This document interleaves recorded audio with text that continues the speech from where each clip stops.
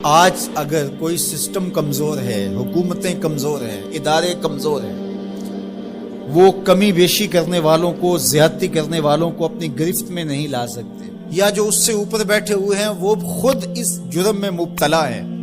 اور اس جرم میں مبتلا ہونے کی وجہ سے اپنے نیچے کے لوگوں کو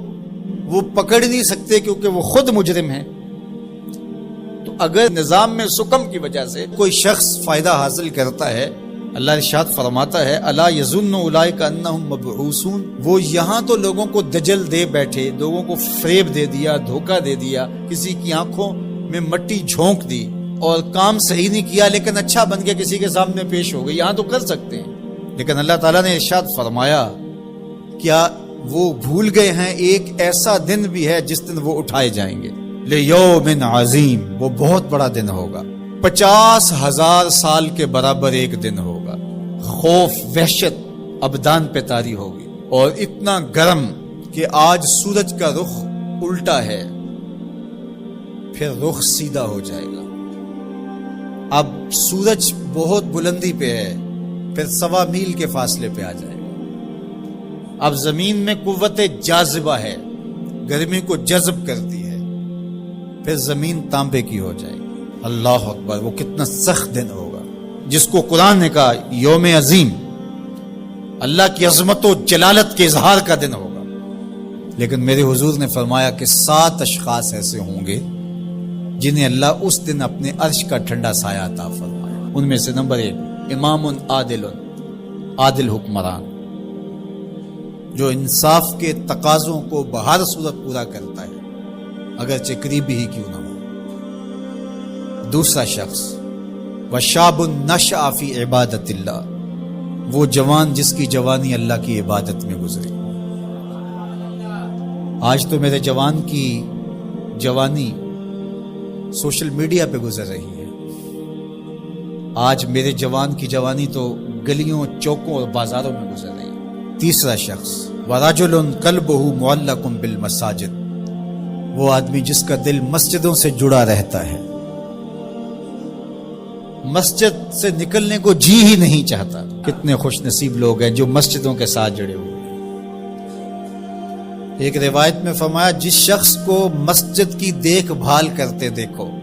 مسجد کی صفائی کر رہا ہے، وہاں پڑی ہوئی کوئی نامناسب چیز اٹھا رہا ہے، مسجد میں روشنی کا انتظام کر رہا ہے، مسجد میں خوشبو کا انتظام کر رہا ہے، مسجد کے کاموں میں لگا ہوا، اگر کسی شخص کو دیکھو اس کے ایمان کی گواہی دے دو، یہ بندہ مومن ہے، یہ مسلمان بندہ ہے۔ تو فرمایا چوتھا شخص ورجل دعته امرأة ذات منصب وجمال فقال انی اخاف اللہ، وہ جوان جس کو کسی خاتون نے دعوت گناہ دی اور صاحب منصب بھی تھی، صاحب جمال بھی تھی، اور قدموں میں حسن بچھنے کے لیے خود بےتاب ہوا، اور اس جوان نے آگے سے کیا کہا انی اخاف اللہ، تیری بات کیسے مانوں، رب سے ڈر لگتا ہے۔ تو حضور نے فرمایا قیامت کے دن جب دھوپ کڑک رہی ہوگی اللہ اس کو اپنے عرش کا ٹھنڈا سایہ عطا فرمائے۔ پھر ارشاد فرمایا ورجلان تحابا فی اللہ اجتمع علیہ وتفرقا الیہ، وہ 2 آدمی جو اللہ کے لیے پیار کرتے تھے، جب آپس میں ملے تو اللہ کے لیے، اور آپس میں اگر ان کی دوری ہوئی تو وہ بھی اللہ کے لیے، رضائے الہی ان کا مقصود تھا، ان کی دوستی کا سبب اللہ کی رضا تھا۔ چھٹا شخص ارشاد فرمایا ورجل تصدق بصدقۃ فاخفاها حتى لا تعلم شماله ما تنفق يمينه، وہ شخص جس نے صدقہ کیا اور اتنے مخفی انداز میں کیا کہ جو دائیں ہاتھ نے صدقہ کیا بائیں کو خبر بھی نہیں۔ اللہ اکبر، ہم نے اپنے بزرگوں کا یہ مزاج دیکھا ہے کہ وہ دیتے ہوئے جس کو دے رہے ہیں اس سے بھی آنکھیں نہیں ملا رہے ہوتے کہ اس کو کوئی شرمندگی نہ ہو۔ اور 7واں شخص ورجل ذکر اللہ خالیا ففاضت عیناہ، وہ شخص جس نے تنہائی میں بیٹھ کے اللہ کا ذکر کیا، کوئی دیکھنے والا نہیں تھا، اکیلا بیٹھا تھا اور اللہ کا ذکر کر رہا، محبت الہی کی وجہ سے اس کی آنکھوں میں آنسو امڈ آئے۔ تو میرے اور آپ کے آقا و مولا فرماتے ہیں قیامت کے دن جب کوئی سایہ نہیں ہوگا اللہ اسے اپنے عرش کا ٹھنڈا سایہ عطا ہوگا۔ اللہ ہمیں رحمت للعالمین کا صدقہ جہنم کی سختیوں سے نجات عطا کرے اور ایسے اعمال بجا لانے کی توفیق دے جو جنت کے راستے کا سبب بنے اور جہنم سے آزادی کا مجدہ جاں فضا بنے۔